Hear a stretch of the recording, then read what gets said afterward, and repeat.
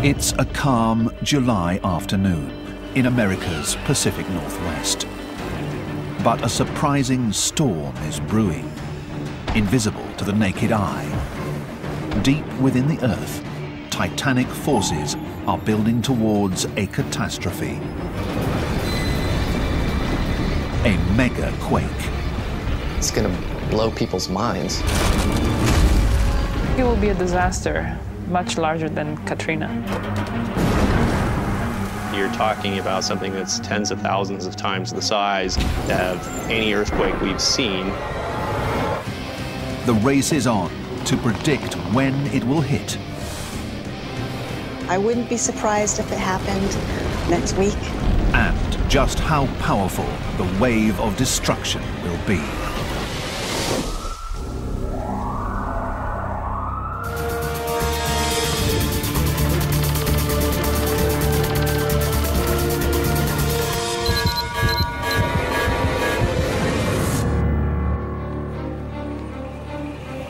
Megaquakes are among the most powerful forces of nature. They rival the destructive energy packed in an arsenal of atomic bombs. And they strike suddenly, violently, and without warning.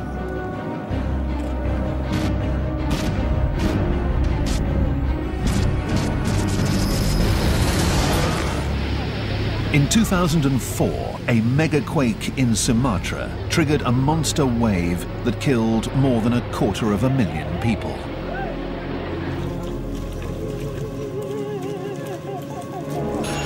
In 2010, another strike, this time in Chile.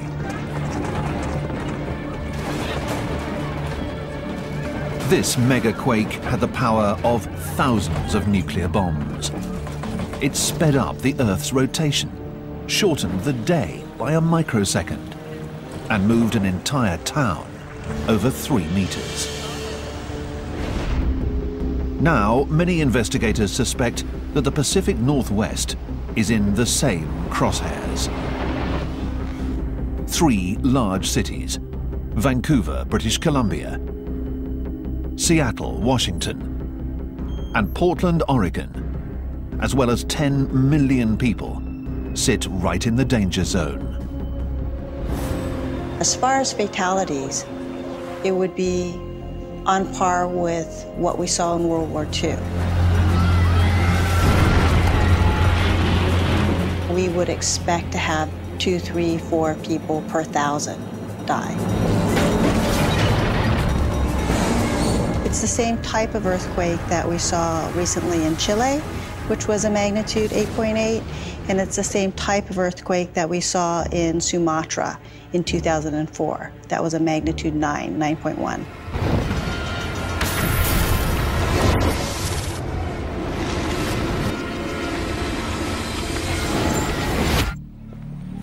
Investigators believe the threat of a similar megaquake is real.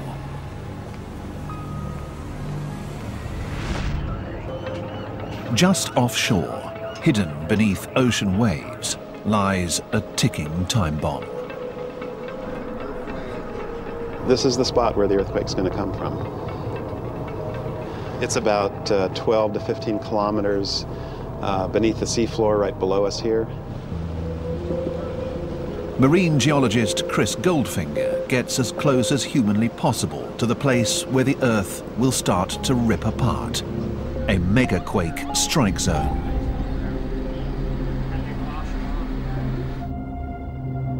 We like to think the Earth beneath our feet is solid, but take a closer look. The crust is actually made of about a dozen plates. They move, grow, and grind into one another along fault lines. This is where megaquakes are born. In the region known as Cascadia, a Pacific plate named Juan de Fuca meets North America and dives below it. It's a special fault called a subduction zone. A megaquake is fueled when 2 plates get stuck. Pressure builds and then breaks free with fury.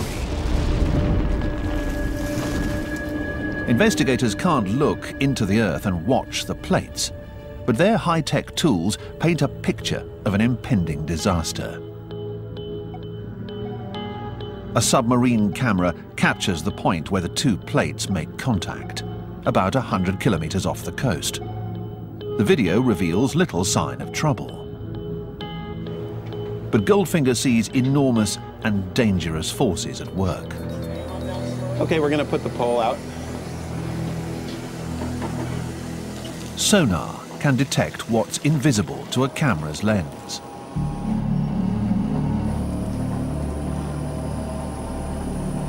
Yeah, okay.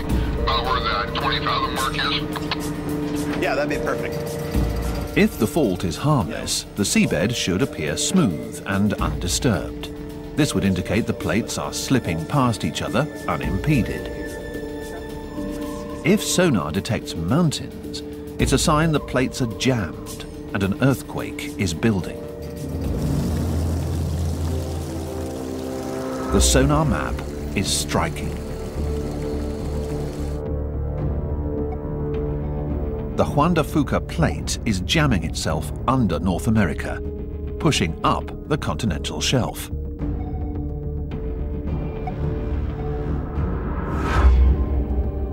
The two plates are not sliding past each other. They are locked in a collision. North America is buckling under pressure from the oceanic plate, and at some point it will suddenly release in one massive jolt. A subduction earthquake is the largest type of earthquake on Earth, and the reason is that the size of the earthquake is proportional to the surface area that actually moves during the earthquake. That surface area is huge. It is some 1,000 kilometers long from southern Canada to northern California, and at least 50 kilometers wide, making it as big as Ireland. The surface area is just giant. Very large surface area makes a very large earthquake. The fault is so large, scientists give it a special name, a megathrust. And while they've struck before, none has ever threatened an area as highly developed as Cascadia. In recent times, there has not been a megathrust earthquake under a major city. So we really haven't seen the worst that the Earth can throw at a major city yet.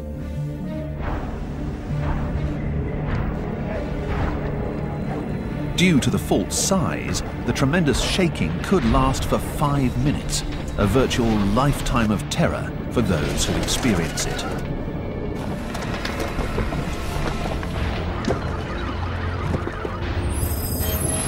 One thing that's dramatically different about these big subduction zone earthquakes is that they take a lot longer to rupture because they rupture a large area.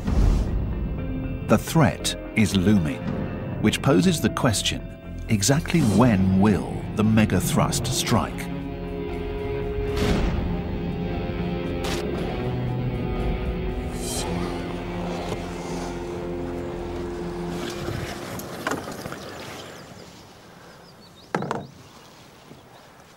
Geologists Rob Witter and Tim Walsh are looking for clues. Some of the evidence is cryptic and obscure, like centuries-old Native American legends.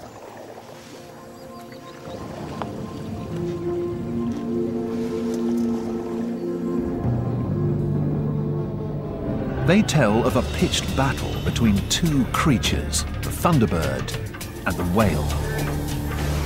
The Thunderbird is taken to represent strong ground shaking, and the whale is taken to represent the sea. And these native stories typically depict a battle in which the Thunderbird picks the whale up and drops it on land. To geologists, violent shaking means an earthquake. But the tales also suggest that the shaking caused the sea to invade the land.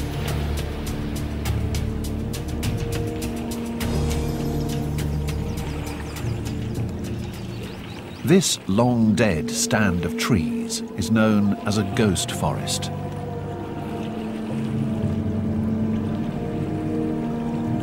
And this ghost forest has a story to tell.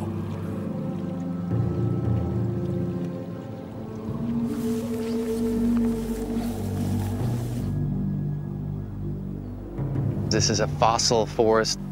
And like the forest behind us here, it was a healthy, vibrant forest full of western red cedar and Sitka spruce. Investigators suspect a mammoth earthquake sank the land. The tide invaded and created a swamp, killing the trees.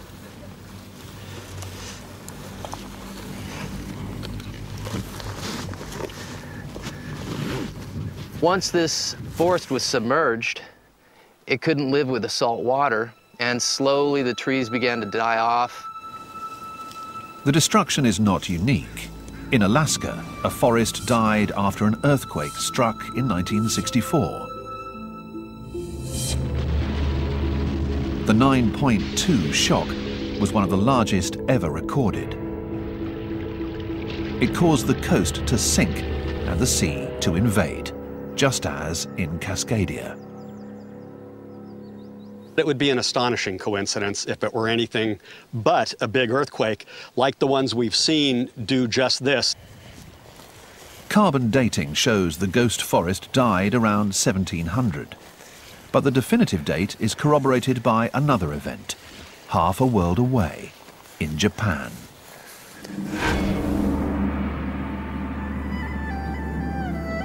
And it, too, involved a flood.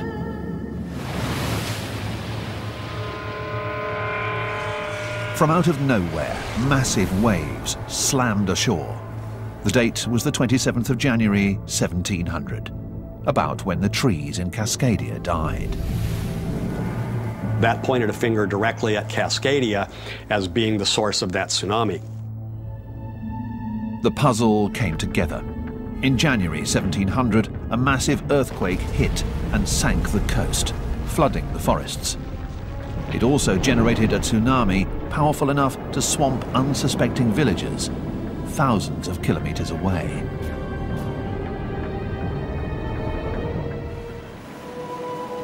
Megaquakes have devastated Cascadia in the recent past. When will the next one strike?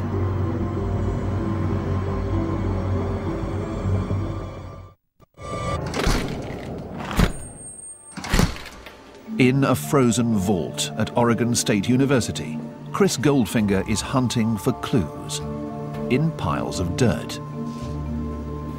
They're soil samples he's gathered from deep below the sea floor. Goldfinger suspects they could reveal how often megaquakes strike. He has about 200 cores, and together they tell a story spanning 10,000 years, at least to a geologist who can read the evidence. What you see inside are sediments from the last few thousand years. This is one earthquake that goes from here to here. From subtle shifts in the soil, Goldfinger sees a pattern. The changes mark where an earthquake has triggered an undersea landslide. Carbon dating determines when the quakes struck. The results are ominous. In the past 10,000 years, megastrikes have hit here on 19 separate occasions.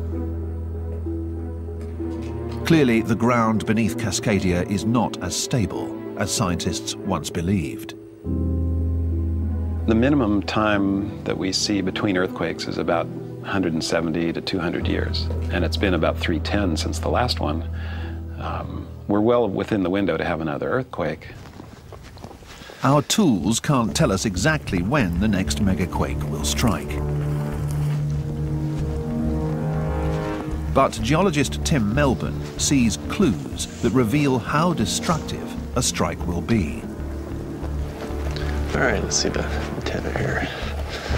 Melbourne uses state-of-the-art global positioning. All right, this looks good.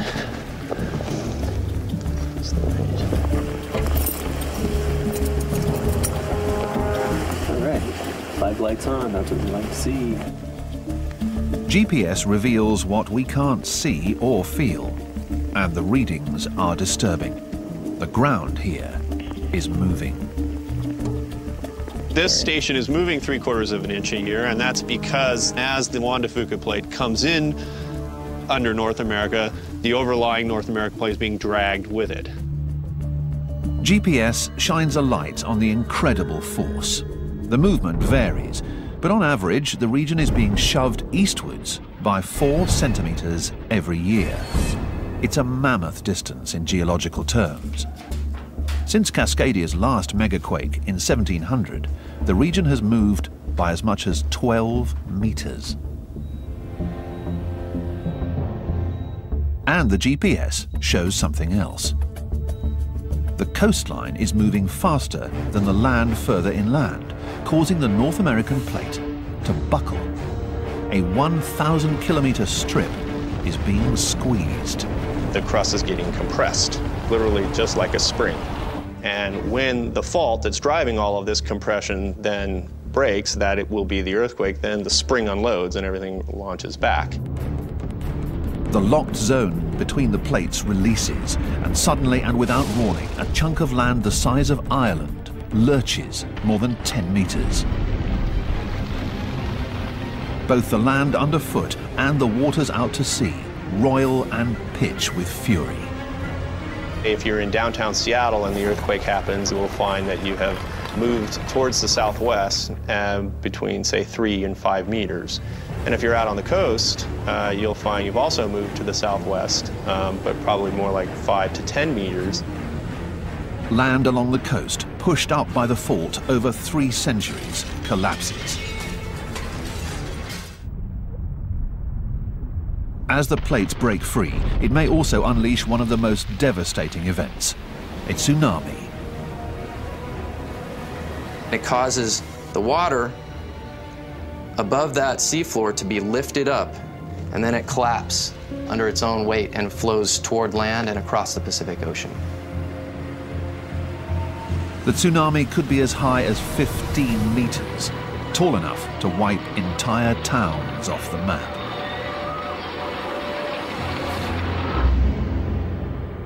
The Cascadia fault line is beginning to reveal the titanic forces at play. But one question remains. How close to the metropolitan regions does the fault actually slip and generate the seismic waves? A chief worry has been that the megaquake will erupt within 150 kilometers of Seattle, the region's largest city. Now, new evidence shows it may hit much closer than that.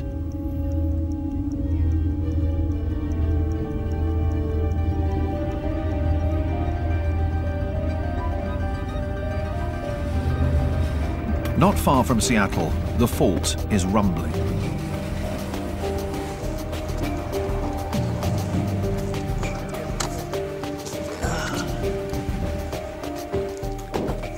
The shifts aren't instantaneous, as in an earthquake. They are extremely slow. This fault that we all worry a lot about is not a dead, inanimate thing. It's actually very much alive. About 80 kilometers inland from the coast, the North American and Juan de Fuca plates grind against each other.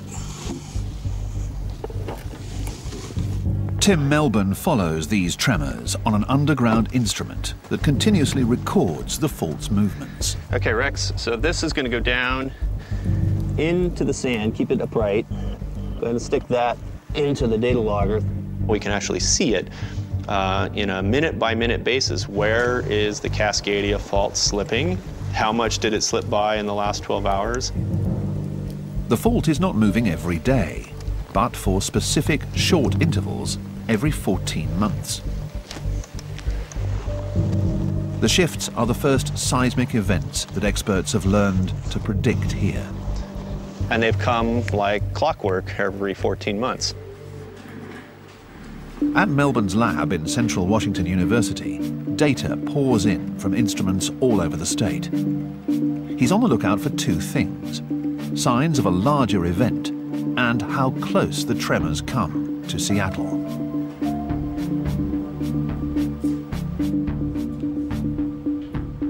When he and Rex Flake map where the fault is moving, the news is ominous. This one's only 170. Yeah, so this one's a good 60% bigger.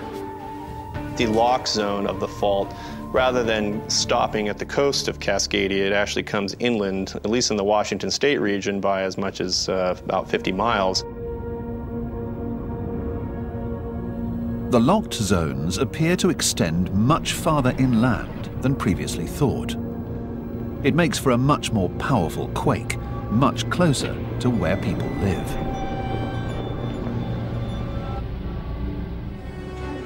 Seattle must now brace for a catastrophe its builders never anticipated. But it's not the only city facing this unwelcome news. In the middle of the continent, in America's heartland, another major quake may be building.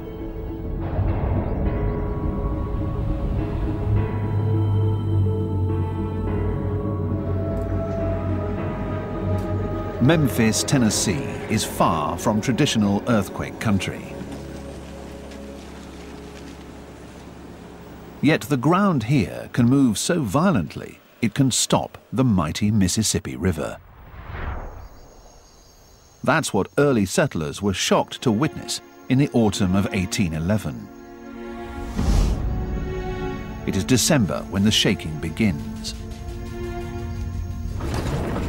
It continues on and off for months. There were 3 to 4 very large earthquakes. And in addition to that, there were thousands of aftershocks. Witness accounts describe tremendous shaking that downs trees and chimneys, spanning 100,000 square kilometers, an area the size of Iceland. But at the epicenter, the scenes are apocalyptic. They talk about large fissures opening up and water and sand fountaining out of the ground up to 30 feet in the air. These geysers, these sand blows as they're called, covered the fields at the end of the event with lots and lots of sand and water, in some places as much as 3 feet, maybe more. Before it's over, one large quake strikes beneath the Mississippi, uplifting the earth by tens of meters. Incredibly, the mighty river reverses course. The uplifted land would have blocked the flow of the river and forced it temporarily to flow backwards. The Mississippi has long since returned to its natural path, but the remnants of the sand geysers remain.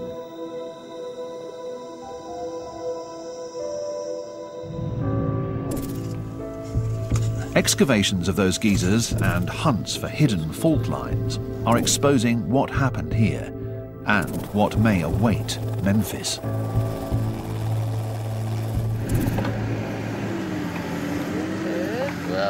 See how it resists? Martisha Tuttle and Eugene Buddy Schweig see a disturbing record buried in fields. That's good. The quakes of 1811 and 1812 were not flukes. They were just the latest in a series that stretches over hundreds, if not thousands of years.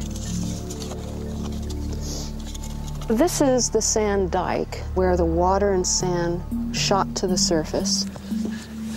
The earthquakes turned the wet, sandy soil into a liquid.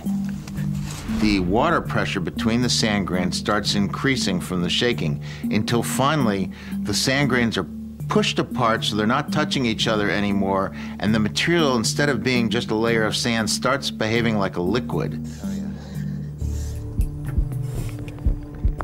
The quakes liquefy soil around 6 meters underground. The increased pressure inside the liquefied soil forces it to seek an outlet. It erupts.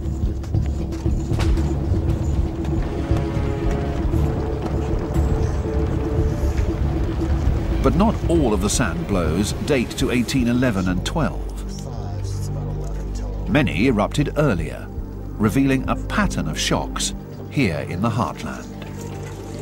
The older ones seem to cluster in age around 1450 AD and 900 AD, and indeed there are even some older than that. About every 500 years, there seems to have been a major earthquake, indeed a sequence of earthquakes.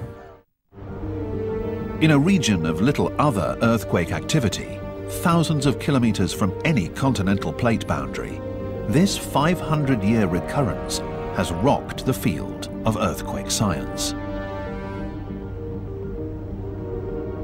If you fly over the central part of the United States, all you see is a very quiet farmland. And so you don't see mountains, you don't see fault scarp, you don't see anything. What hidden forces generate these earthquakes? Beatrice Magnani of the University of Memphis is trying to expose them. With no faults visible on the surface, Magnani teaches her graduate students to look for fractures underground. So we discovered a new fault. Nobody knew this fault existed, and it's located right here. Now the key is understanding when this fault moved last, right? Not far from Memphis, the team hunts for fault lines by essentially taking an X-ray. We're ready to shoot. They use seismic waves, the same waves generated by an earthquake.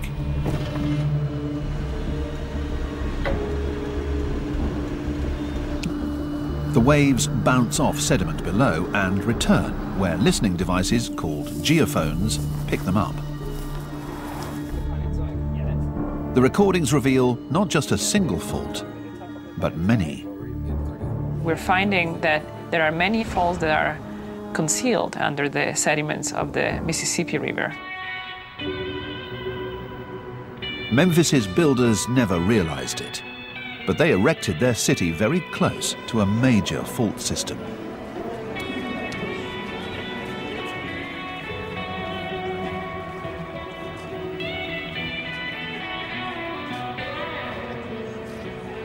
Memphis, Tennessee is not braced for an earthquake. But if scientists are right, it may soon face a quake that could lay waste to the city and threaten the people who live there. By some measures, actually, the hazard here is as high as in California. We say that a probability of around a magnitude 6 occurring in the next 50 years is probably something on the order of 80 or 90%. The quakes that struck here in 1811 and 1812 were even more powerful and blew sand from beneath over a vast area.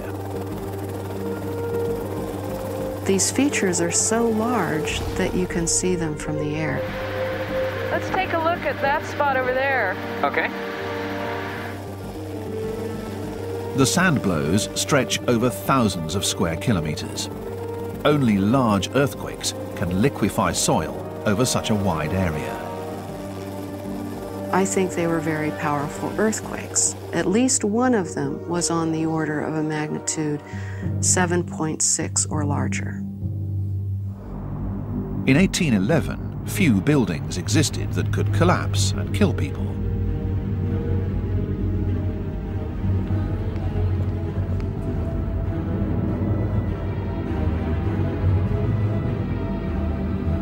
But recently, the world witnessed what can happen when a powerful earthquake strikes an unprepared city.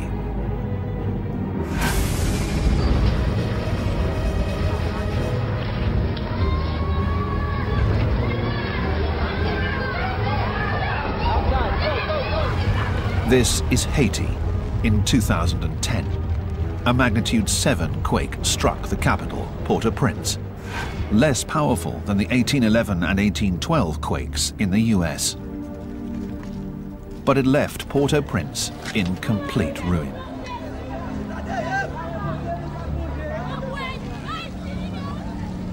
More than 200,000 people died. Memphis is not likely to suffer destruction on that scale, but the city's vulnerability worries emergency managers like Jim Wilkinson. We have a seismic event here on the magnitude that we're told that we could have. It will truly be catastrophic. It will be something that will take every resource that we have to address.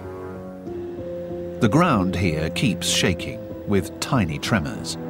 Memphis gets a reminder of the danger about 4 times a week. We record roughly 200 earthquakes a year, and they are a magnitude between 4 and 1.5. These tremors are at the center of a controversy. They could be just aftershocks of 1811 and 1812. Skeptics also point to inconclusive GPS data. If there's little sign underground of forces colliding, then in their view, the fault zone here is shutting down.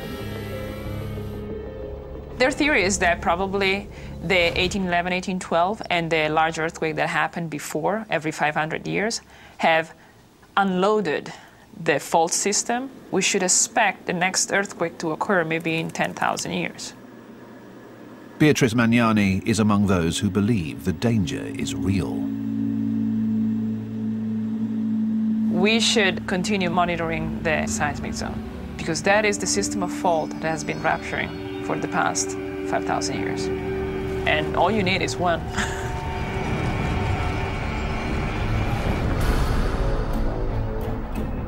Just outside Memphis, a hidden fault may be like a spring, ready to release. 3,000 kilometers to the northwest, in Cascadia, there is no debate. The clock here is already ticking. Scientists are trying to determine if its cities will survive a mega-thrust quake. Such a quake here could be the first in history to hit a major American city.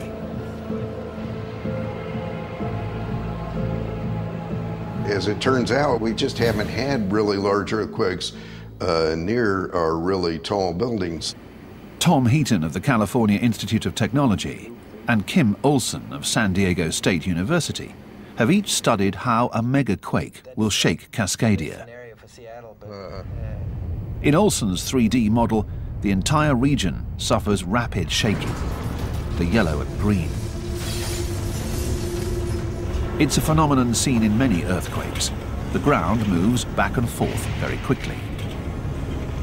In that rapid shaking, unreinforced brick buildings often collapse.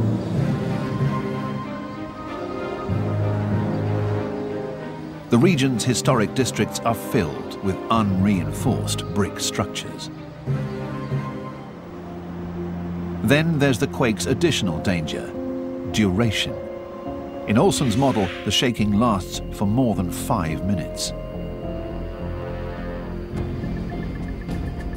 That much quaking won't just collapse brick buildings. It will liquefy soils, sever highways, and collapse bridges. Anytime you have permanent ground deformation, if you have buildings or structures built on them, then they can be extensively damaged. But some areas like here, Yumei Wang monitors geological hazards for Oregon. She expects a Cascadia megaquake to liquefy soils along the rivers, disrupting the state's fuel and energy supplies. In this area, the land could move out by 25 feet, taking the towers down with it.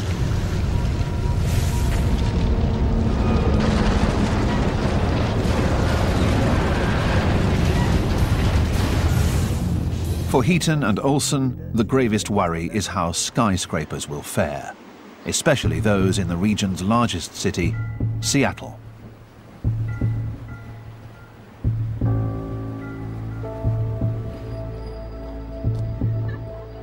Skyscrapers are built to flex, which should allow them to survive earthquakes. But a megaquake won't just bombard Seattle with rapid shaking. It will assault the city with another type of wave. In Olson's model, they are red and blue. A lot of the energy is being transferred to long period waves, And by that, I mean like long roller coaster motion waves.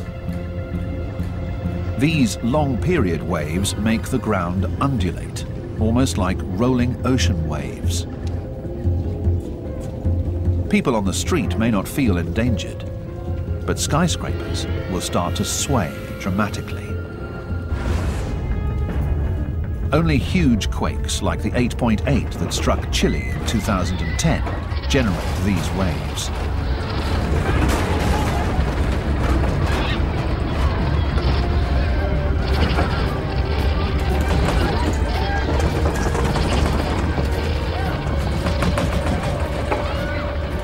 These waves may be especially dangerous in Seattle because the city lies upon deep soil, which traps seismic energy.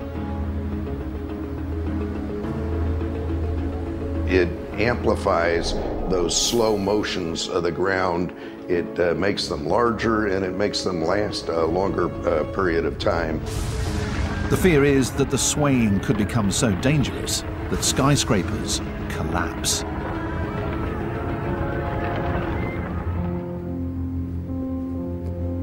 Tom Heaton has run the calculations over and over, and his findings are disturbing.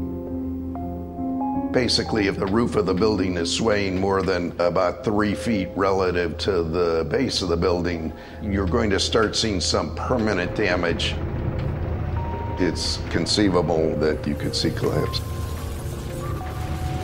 Heaton estimates that many of the buildings of 10 or more stories could be in danger. John Hooper concedes that some skyscrapers may collapse, but most will not. The vast majority of buildings, people will be uninjured, be able to get out, etc. Those that might be susceptible to that sort of cascading event, there's probably less than 10 on the skyline. Still, thousands live and work in these buildings. They and millions more could soon suffer one of the worst natural disasters ever to strike the US. The effect will be widespread, and I think that's a key point. It won't just be Seattle. It could be from Vancouver, British Columbia, all the way down to Northern California. The nightmare scenario is that the earthquake strikes on a sunny weekday afternoon in the middle of summer. Many are at work in the high-rises and old brick buildings susceptible to collapse.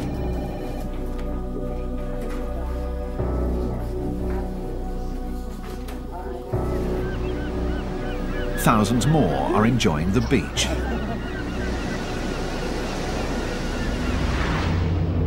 Just off the coast of Northern California, the megaquake suddenly begins.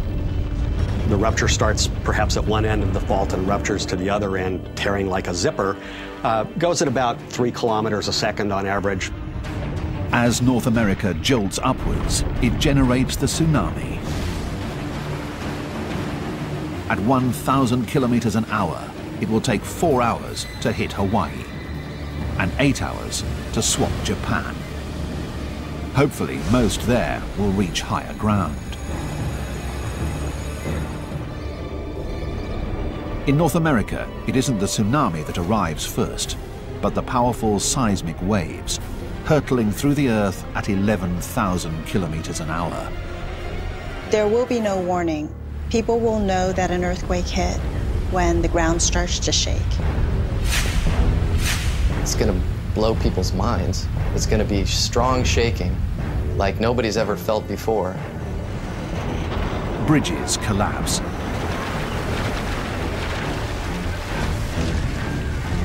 The ground sinks. In less than 2 minutes, the first waves hit Portland, Oregon.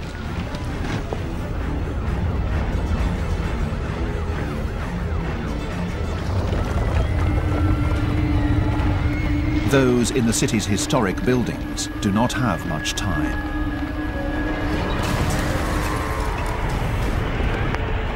Hundreds, if not thousands, could be caught in these old buildings.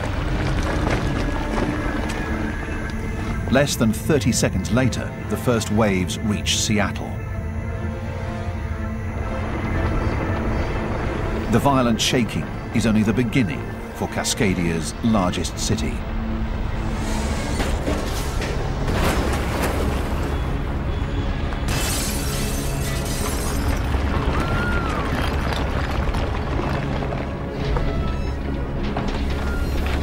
You might get half a minute of just sort of low-level shaking. Then the ground shaking might begin to build on you.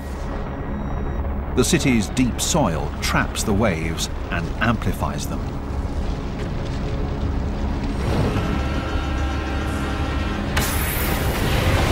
If you were in a tall building, the building would start to sway quite a lot.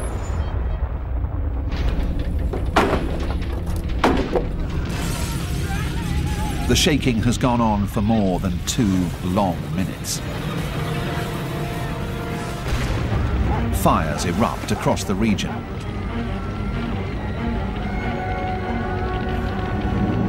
There could be thousands of landslides. 3.5 minutes in, some skyscrapers begin to suffer catastrophic damage.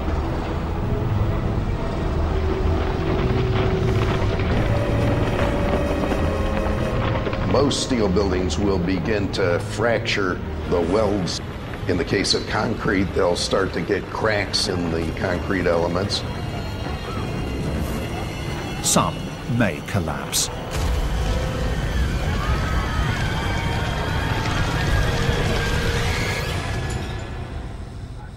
It seems like an eternity, but after 5.5 minutes, the ground finally stops shaking.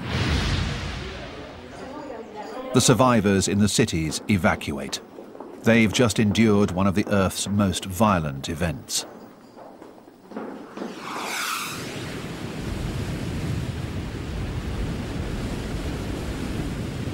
But for those on the coast, the worst is yet to come. Get ready to run to high ground. If you're in a low-lying area, you need to get inland.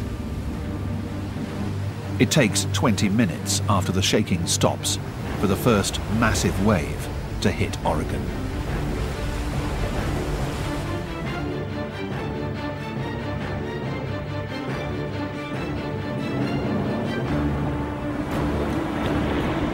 It's not just one wave, it's a series of waves that will continue to come for many hours and possibly a day.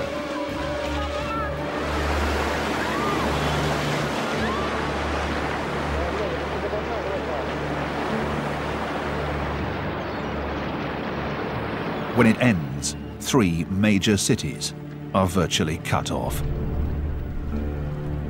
Many kilometers of coastline are wiped from the map. Thousands of buildings are permanently damaged or destroyed. More than 1 million are homeless. In Oregon alone, as many as 5,000 are dead. This is what we think is a low estimate, and that number can go up. This is basically our Katrina. However, we expect to have a lot more damage. With adequate planning, emergency workers will spread across the area. Helicopters will airlift in much-needed fuel, food and medicine. Slowly, the region will come back to life. The U.S. is a resilient place. After we get hit by a major event such as Katrina or the World Trade Center attack, we're able to recover. And after a Cascadia earthquake, we'll be able to recover. Today, a summer day in Cascadia is a picture of tranquility, completely undisturbed by the danger lurking out at sea and beneath its majestic volcanoes. The cities of Portland, Vancouver, and Seattle are safe. For now.